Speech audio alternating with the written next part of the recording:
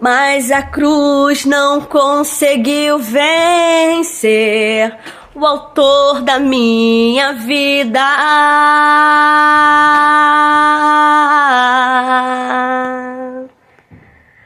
Aleluia, Cristo reviveu e entre nós viveu outra vez. Novamente eu posso adorar em espírito, em verdade. Declarar de novo o meu amor a Jesus, meu Rei, meu Salvador. Fala aí, povo! Bom dia, boa tarde, boa noite, boa madrugada. A paz do Senhor. Espero que você esteja bem para a honra e glória do nosso Deus. Então, se é a primeira vez aqui no canal Amor pela Palavra, deixa sua curtida, nos segue, se inscreve, compartilha. Se a palavra do Senhor é prazerosa, gostosa, como o salmista fala no capítulo 1, versículo 2, antes tenho prazer na lei do Senhor e nela medita de dia e de noite, então compartilha se ela é gostosa para ti, para que outras pessoas venham também saborear da palavra de Deus, saborear dos ensinamentos que o nosso Deus nos deixa, que nosso Senhor Jesus Cristo nos ensina em suas escrituras. É motivo de grande alegria estar aqui nesse dia glorioso e trazendo o meu capítulo, o meu livro favorito, que é Tiago. Amo Tiago, é o meu livro favorito, sim, porque eu costumo dizer que Tiago, ele contém de Gênesis a Apocalipse. Ele fala de sabedoria, ele fala de arrependimento, ele fala da língua, mas hoje eu quero trazer o capítulo 4, verso 7, que diz assim: sujeitai-vos a Deus, resisti ao diabo e ele fugirá de vós. Algumas horinhas mais cedo, eu estava com os meus pequenos aqui e vim lendo Tiago. Ontem eu li Tiago 3, falando sobre a língua, e hoje eu estou no capítulo 4. O que eu tenho falado com eles? Eles já estão numa idade bem legal, né? 10 anos e 6 anos, o 2 mais novo tem 6. Então fica muito mais fácil eu ler a palavra e vir explicando.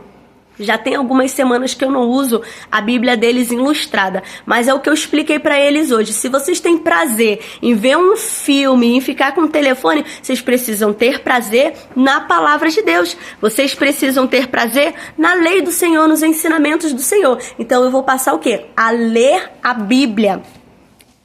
Tá vendo? A ler a Bíblia sem ilustração, para que eles começam o quê? A entender que nós precisamos ter este amor, a desenvolver o gostinho de querer saber da história, querer conhecer as escrituras, querer conhecer mais o Senhor Jesus Cristo. E é o que eu tenho procurado diante da presença de Deus para passar para os meus pequenos. Louvo e exalto o nosso Deus Todo-Poderoso, toda a honra, toda a glória a Ele. E vamos lá para Tiago 4, 7. E eu estava explicando para eles o que é sujeitar a Deus, resistir ao diabo e ele fugirá de vós. E eu trouxe a história de Davi.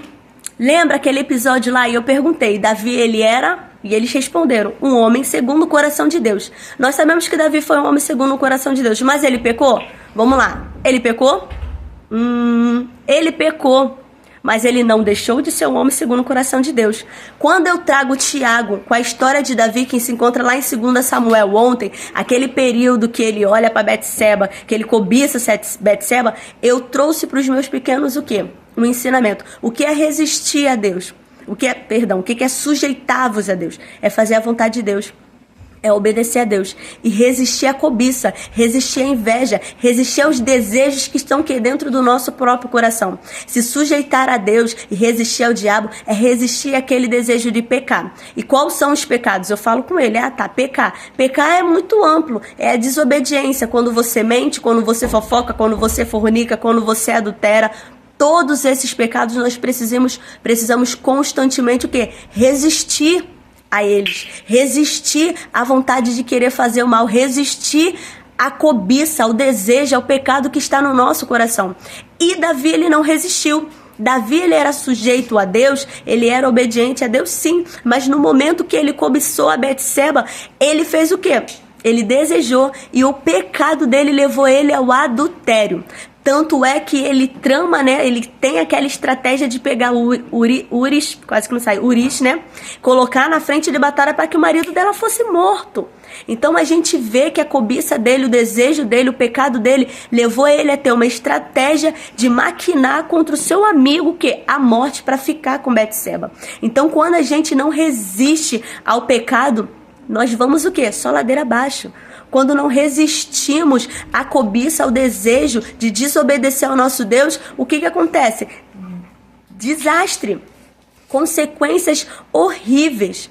Então eu trago hoje Tiago 4,7 para que a gente esteja o quê? Sujeitos a Deus, para que a gente venha resistir. Infelizmente, nesse episódio de Davi, ele não resistiu a Deus.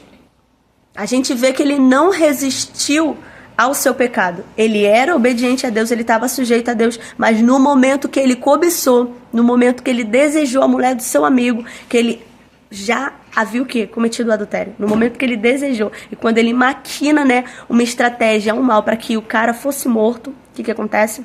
Ali é consumado o seu pecado de cobiça. Ali era consumado o seu pecado. E eu trago Tiago. Precisamos estar sujeitos a Deus. Davi deixou de ser um homem segundo o coração de Deus? Não. Ele se arrependeu. Ele teve consequências do seu pecado. Ele se arrependeu. Ele, com o coração contrito, se derrama diante da presença de Deus.